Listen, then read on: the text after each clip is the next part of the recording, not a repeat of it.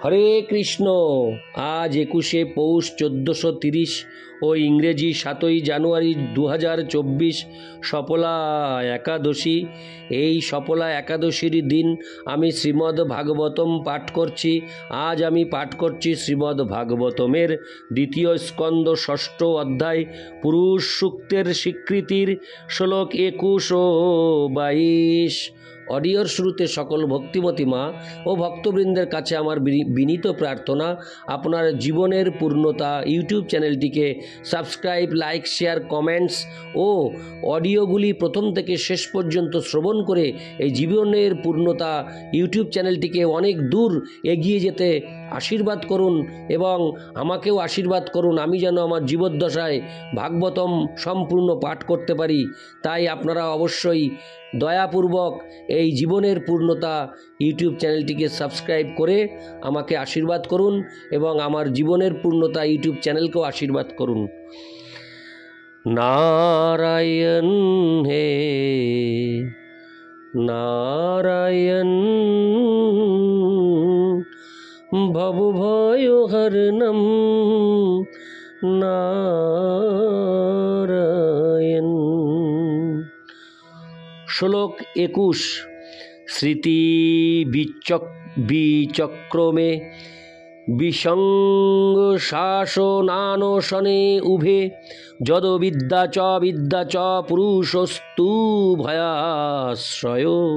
অনুবাদ: সর্বব্যাপ্ত পরমেশ্বর ভগবান তার শক্তির প্রভাবে যারা জড় জগতের উপর আধিপত্য করতে চায় এবং যারা ভগবদ্ ভক্তি পরায়ণ উভয়েরই পরম নিয়ন্তা। তিনি সর্বাবস্থাতেই অজ্ঞান এবং বাস্তবিক জ্ঞান উভয়েরই পরম প্রভু। তাৎপর্য: এই শ্লোকে বিসঙ্গ শব্দটি তাৎপর্যপূর্ণ।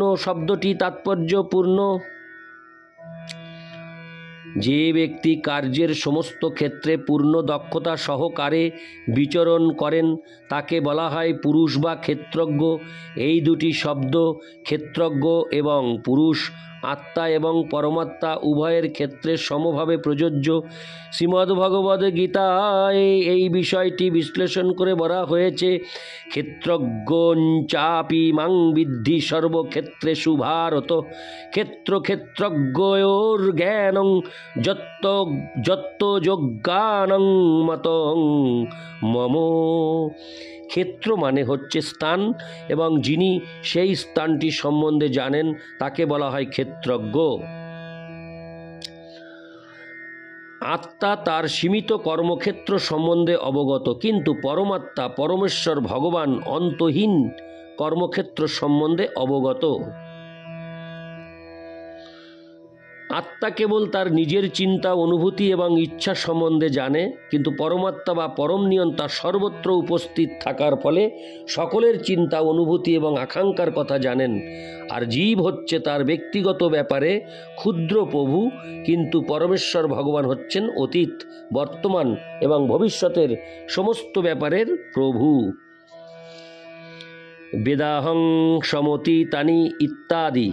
মূর্খ ব্যক্তিরাই কেবল জীবাত্মা এবং ভগবানের এই পার্থক্য সম্বন্ধে অবগত নয়। জীব অচেতন জড় পদার্থ থেকে ভিন্ন হওয়ার ফলে গুণগতভাবে চৈতন্য স্বরূপ ভগবানের সঙ্গে এক হতে পারে, কিন্তু জীব কখনো অতীত, বর্তমান এবং ভবিষ্যৎ সম্বন্ধে সম্পূর্ণরূপে অবগত পরমেশ্বর ভগবানের সমকক্ষ হতে পারে না। জীব যেহেতু আংশিকভাবে চেতন, তাই সে কখনো কখনো তার স্বরূপ বিস্মৃত হয়। এই বিস্মৃতি ভগবানের একপাদ বিভূতি বা জড় জগতে বিশেষভাবে প্রকাশ পায়, কিন্তু ত্রিপাদ বিভূতি বা চিৎজগতে জীবের বিস্মৃতি নেই এবং সেখানে বিস্মৃতিজনিত কলুষতা থেকে জীবেরা সর্বতোভাবে মুক্ত। জড়দেহ স্থূল এবং সূক্ষ্ম বিস্মৃতির প্রতীক, তাই জড় জগৎকে বলা হয় অবিদ্যা বা অজ্ঞান, কিন্তু চিৎ জগৎকে বলা হয় বিদ্যা বা পূর্ণ জ্ঞান। অবিদ্যার বিভিন্ন স্তর রয়েছে এবং তাদের বলা হয় ধর্ম, অর্থ, কাম এবং মোক্ষ। ভগবানের সঙ্গে এক হয়ে যাওয়ার সাযুজ্য মুক্তি বা মোক্ষের যে ধারণা অদ্বৈতবাদীরা পোষণ করে তা হচ্ছে জড়বাদ বা অবিদ্যার চরম অবস্থা। গুণগতভাবে আত্মা এবং পরমাত্মার এক হওয়ার যে জ্ঞান তা হচ্ছে আংশিক জ্ঞান এবং আংশিক অজ্ঞানও, কেননা পরিমাণগতভাবে ভিন্ন হওয়ার জ্ঞান তাদের নেই। যা পূর্বে বিশ্লেষণ করা হয়েছে, জীবাত্মা কখনো জ্ঞানের বিষয়ে ভগবানের সমতুল্য হতে পারে না, তাহলে সে কখনো বিস্মৃতির কবলগ্রস্ত হতো না। জীব যেহেতু অজ্ঞানতার দ্বারা আচ্ছন্ন হতে পারে, তাই জীব এবং ভগবানের মধ্যে পার্থক্য রয়েছে। ঠিক যেমন অংশ এবং পূর্ণের মধ্যে পার্থক্য থাকে, অংশ কখনোই পূর্ণের সমান নয়। তাই ভগবানের সঙ্গে সর্বতোভাবে সমান হওয়ার যে ধারণা তাও অজ্ঞানতার ক্ষেত্রে যে কার্যকলাপ তা জড় সৃষ্টির উপর প্রভুত্ব করার প্রবণতা দ্বারা পরিচালিত। জড় জগতে তাই সকলেই জড় জগতের উপর প্রভুত্ব করার জন্য জড় ঐশ্বর্য আহরণ করার কার্যে ব্যস্ত। তাই সর্বদা সংঘাত এবং নৈরাশ্য দেখা যায়, যা হচ্ছে অজ্ঞানতার লক্ষণ। কিন্তু জ্ঞানের ক্ষেত্রে কেবল ভগবানের সেবা করার কার্য ভক্তি, তাই সেখানে ভগবদ ভক্তিযুক্ত কার্যকলাপের মুক্ত স্তরে কখনো অজ্ঞান বা অবিদ্যার দ্বারা কলুষিত হওয়ার সম্ভাবনা থাকে না। এইভাবে ভগবান হচ্ছেন অবিদ্যা এবং বিদ্যা উভয় ক্ষেত্রেরই প্রভু, এবং জীবের স্বতন্ত্র রুচির উপর নির্ভর করে সে এই দুটি স্থানের কোনটিতে অবস্থান করবে, এবং জীবের স্বতন্ত্র রুচির উপর নির্ভর করে সে এই দুটি স্থানের কোনটিতে অবস্থান করবে। হরে কৃষ্ণ। আমি এই 21 নম্বর শ্লোকটি আরেকবার পাঠ করছি। স্মৃতি বিচক্রমে বিশ্বং শাসনানশনে উভে যদ বিদ্যা চ পুরুষস্তু ভয়াশ্রয়। ইতি শ্লোক 21। শ্লোক 22।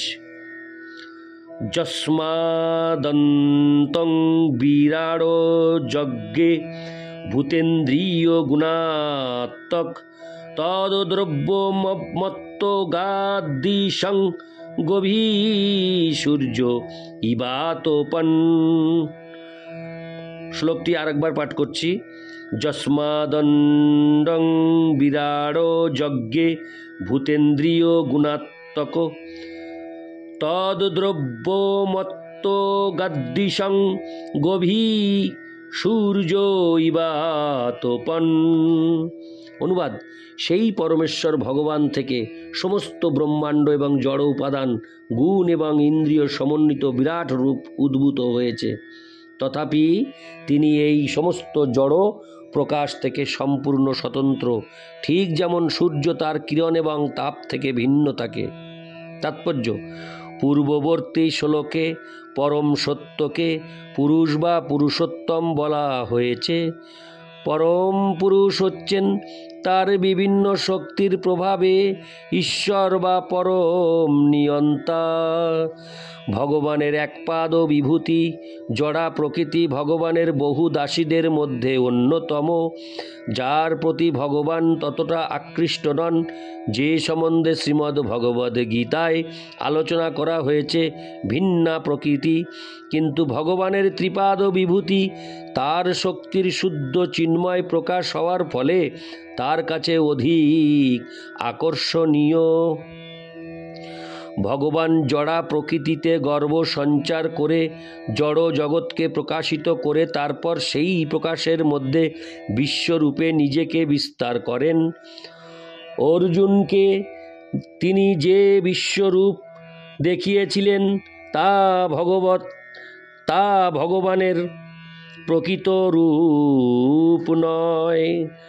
অর্জুনকে তিনি যে বিশ্বরূপ দেখিয়েছিলেন তা ভগবানের প্রকৃত রূপ নয়। ভগবানের প্রকৃত রূপ হচ্ছে চিন্ময় পুরুষোত্তম বা স্বয়ং কৃষ্ণরূপ। এখানে অত্যন্ত সুন্দরভাবে বিশ্লেষণ করা হয়েছে যে তিনি নিজেকে ঠিক সূর্যের মতো বিস্তার করেন।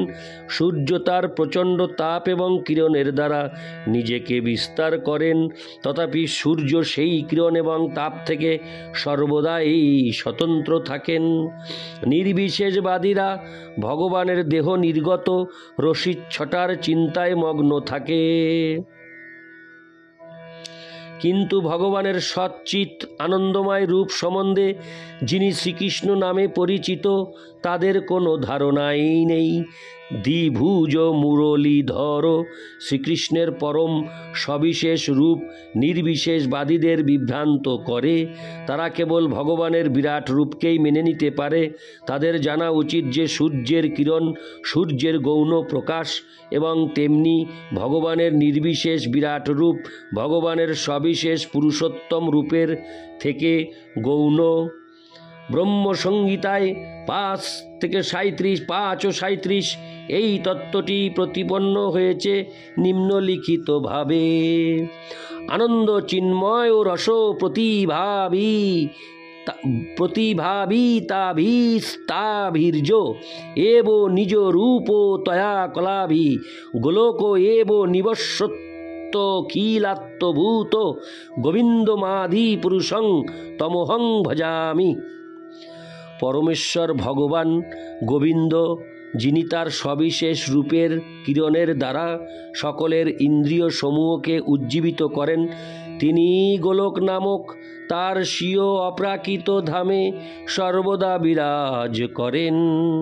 তথাপি তিনি তার আহ্লাদিনী শক্তির তুল্য আনন্দময় দিব্য কিরণের প্রসারের দ্বারা তার সৃষ্টির সর্বত্র বিরাজমান।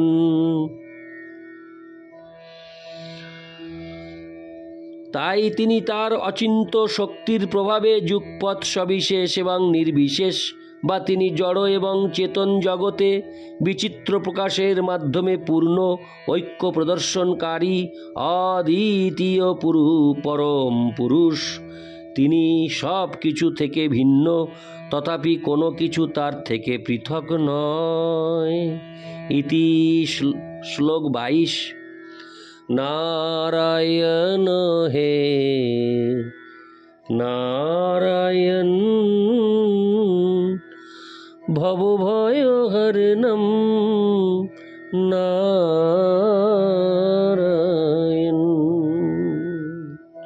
হরে কৃষ্ণ।